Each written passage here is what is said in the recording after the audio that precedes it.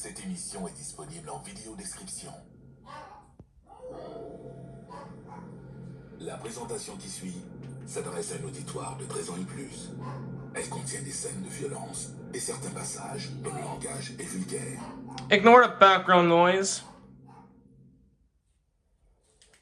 Miramax Films movie, also made a live entertainment under the name Live America in the credits. And this was the very first movie that was directed by Quentin Tarantino. This one's 13 ans et plus pour violence et langage vulgaire and R in Canada. And this movie was originally 18 ans et plus, but was later changed to 16 ans et plus, and it's now currently 13 ans et plus on MCC.